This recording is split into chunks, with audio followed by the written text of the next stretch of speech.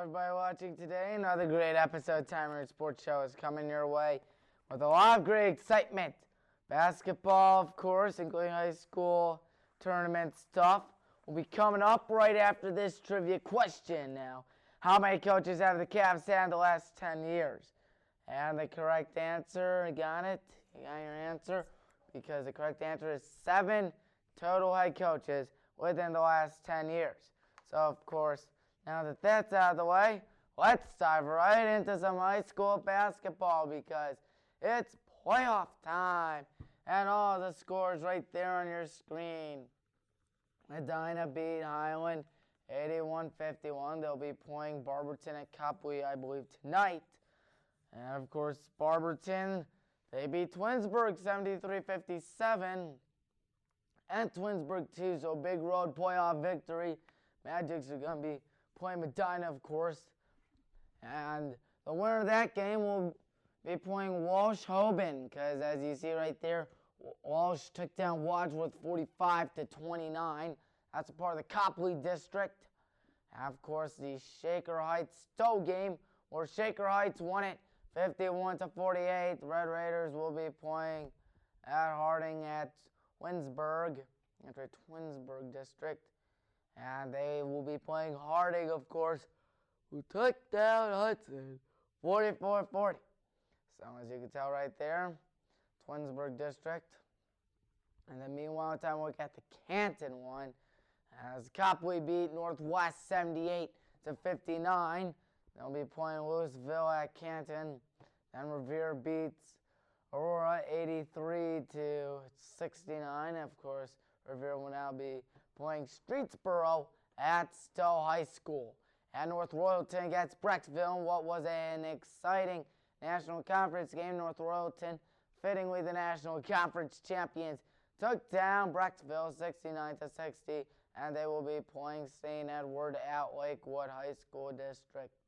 So, now time to look at the girls' playoff scores. Hoban beat Aurora in the Medina District, so congrats to them. They will be playing Perrysburg at Norwalk. And then Stowe beat Harding 44-32, so Stowe is the only Suburban League girls team to win their respective district, and they'll be playing Glen Oak at the Canton Civic Center, Triple C. What to look for next week should be simple. Medina's favorite to win Copley. Revere can make a run in Stowe. The Louisville-Copley game should be a good one to look out for. Of course, Copley has a very young, tall, talented freshman-based team, which is scary. Most Suburban League teams, to my belief, are out. For boys, I'm checking 1-1, 1-2, 1-3, 1-4, 1-5, 2-5, 3-5, 4-5. So 4 teams have advanced: Barberton, Copley, Revere, and Royalton. And Stowe, for girls, looking to go even further, which is absolutely crazy what they've been doing out there. Can they continue it? I believe next week should be our last week we cover for basketball. And then it will be off to other stuff. So now time to look at the Cleveland Cavaliers. Excuse me for some voice cracks. Player stats right there. Kyle Sexton had 20 points per game this season. Young Bull really doing a good job for us. Kevin Love, 17.3 points per game, 9.6 rebounds per game. Andre Drummond with 17.5 points per game, 15.3 rebounds per game, and this includes Detroit and Cleveland. And then Tristan Thompson, 12.2 points per game and 10.2 rebounds per game. A lot of excitement right there. And now we need to look at the surging hot Cleveland Cavaliers, because heading into this week, they were on fire. A 3-1 stretch. One of those wins came against the Miami Heat. Of course, Miami, they definitely struggle whenever playing on the road. And another win was against the 76ers, a team that's wasting so much talent for their team. And the only loss of that span was at Miami, of course, at Miami, because they're one of the best home teams in the NBA. It's a good start for J.B. Bickerstaff. So the question is, could he continue it this week? No, he couldn't, because he's lost the last 3 games. Cavs against the Pelicans. Pelicans won it 116 to 104. Pelicans go 26-33. Cavs go down to 17-42. Excuse me on that. Brandon Ingram, 29.7 or 7 assists. Zion Williamson, the big rookie who could possibly win Rookie of the Year if Ja doesn't. 24 points. Drew Holiday had 22. Colin Sexton had 31 points, which is a career high for him. Kevin Porter Jr., 16 points. We were barely winning in the first, and then it all went downhill. Then we played the Pacers, and the Pacers won it 113 to 104, which meant they went to 36-24. We fell down to 17-43 in our first 60 games, which meant at that point, 22 more games were left. TJ Warren had 30 points. Malcolm Brogdon, 22 points and 8 assists. Domantas Sabonis, 18 points, 13 rebounds. Andre Drummond had 27 points and 13 rebounds. Meanwhile, Kevin Love, 20 points and 12 rebounds. It was a back-and-forth game for the most part. Unfortunately, Indiana won it. The Pacers did. So then we played the Utah Jazz in downtown Cleveland at the Rock. Of course, you saw that a few moments ago. There it is again. It was a throwback to the Gund Arena uniforms from 1994 to 2003. Unfortunately, Utah won it 126-113, which meant they went to 38-22. We went to 17-44. Bojan Bogdanovic had 28 points. Rudy Gobert had 20 points and 9 rebounds. Donovan Mitchell with 19 points and 9 rebounds. Colin Sexton then set another career high with 32 points, while Kevin Love helped out his cause with 22 points and 9 rebounds. And Utah held the lead, for that stir, but they held the lead for most of the game. And going up against the Celtics tonight, that's what we're going to do. Hopefully it'll be a big win. Of course, Boston is a really talented team, so we'll see how that goes. Hopefully we can win it. I don't know, of course, 61 games down. What is it now? 21 more games to go. And what's been a long and pretty frustrating season. We only had that, decent start to the season and that 3-1 run. Otherwise, nothing much. Kind of unfortunate. So now, you thought football was over? Well, look no further if you're upset about football being over, because it's not. Because this time, we're going to talk about the XFL, a brand new league started by Vince McMahon, as I like to call him, due to the mayhem-like stuff in WWE. And don't worry, it's nothing like the original 2001 XFL.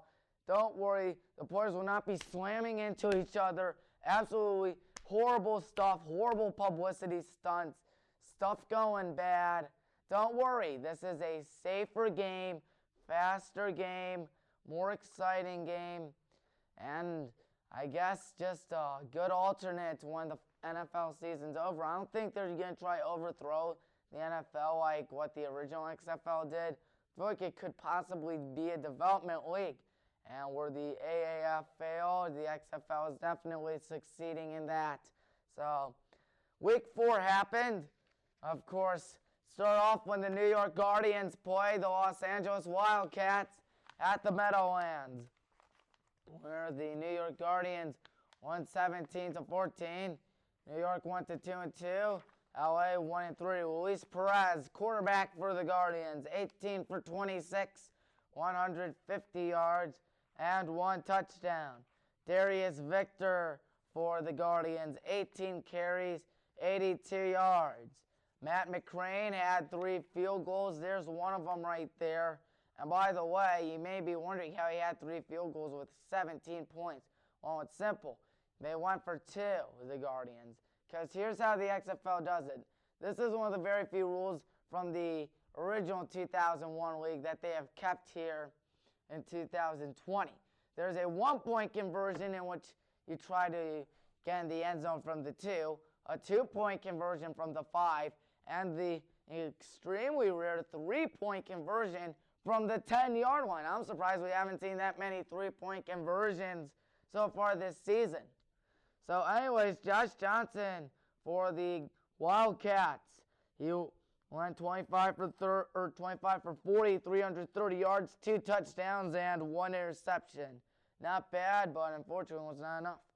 Trey McBride had 8 receptions, 127 yards, and 1 touchdown for the Wildcats.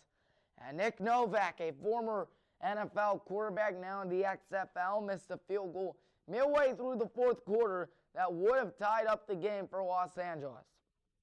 So it was a pretty close-knit game. And now time to go to the next game that happened after that.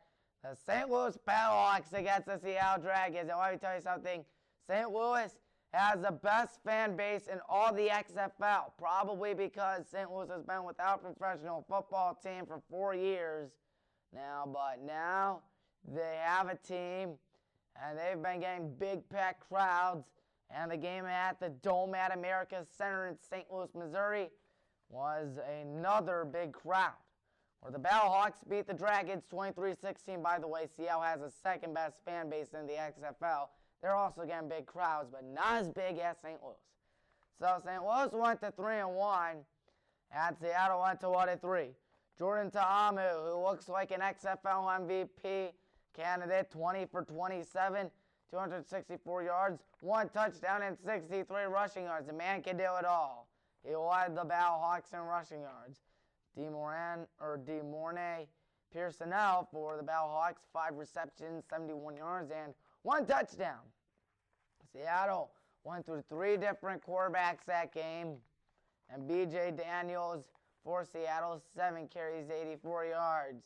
And Ta'amu had a 27-yard touchdown pass to Pearsonell in the 1st quarter, and then there was a big interception right there thrown by B.J. Daniels late in the 4th quarter to clinch a St. Louis victory.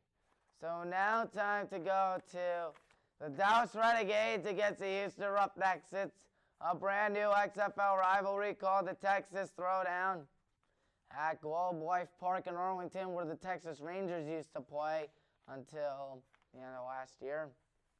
And the Roughnecks beat the Renegades 27-20. Houston perfect 4-0. Dallas 2-2. P.J. Walker for Houston went 25 for 41, 239 yards, 2 touchdowns, and 1 reception. I'm telling you, folks, if he doesn't win MVP, I don't know who will. Of course, I may know who will be Jordan Ta'amu. Ta'amu against PJ, that will be a good one. Once Houston plays St. Louis. So Nick Holly had 8 receptions, 97 yards, and 1 touchdown. A good target for PJ. And Landry Jones for Dallas had a pretty rough game, 25 for 38, 205 yards, 1 touchdown, and 3 interceptions, and was benched towards the final drive. Lance Dunbar had 9 carries, 48 yards, and 1 touchdown for Dallas in what was a pretty sloppy game. And there you see a 3-point attempt work right to perfection. That is a great rule. PJ, of course, great quarterback. And as you can see, the Roughnecks were up 15-0 at one point. And DeMarquis Gates for Houston had an incredible interception. He tipped it, somehow makes a great one-handed catch and picks it off. 5 turnovers for Dallas in that game. It was a pretty sloppy ball game, but nonetheless, the best game of the week, as everyone expected. Turnovers galore, but still a nice high-scoring ball game, just what the XFL wanted to do. And last but not least was the first primetime game in XFL history, to my knowledge. The Tampa Bay Vipers going up against the DC Defenders at Raymond James Stadium. And Tampa won their first game of the season, a 25-0 blanking against DC. And so DC fell to 2-2. Taylor Cornelius for the Vipers, 24 for 31, 211 yards, 1 touchdown, 1 pick. Devion Smith had 24 carries and 122 yards. Jacques Patrick had 21 carries, 108 yards, and 1 touchdown. So 2 Viper running backs had over 100 yards. Goes to show how loaded up and talented they were. And Cardale Jones, remember him from Ohio State, 9 for 22, 72 yards, and 1 interception. and it's yet another tough loss for the Defenders. They allowed a big whooping to Los Angeles last week, and I need to tell you something, folks. Los Angeles' only win against DC. Tampa's only win also against DC. So the Defenders' high hopes at the beginning of the season now going downhill, unfortunately, for them. So that'll do it. Next week, we'll probably talk more about it. Of course, the XFL. The X is not for extreme, contrary to what Homer Simpson once said. So it doesn't stand for anything because there's already an extreme football league.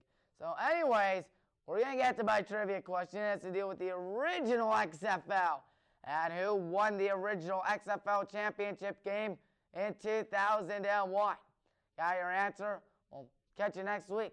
Till then, I'm Tommy Maroon saying so long and see you then.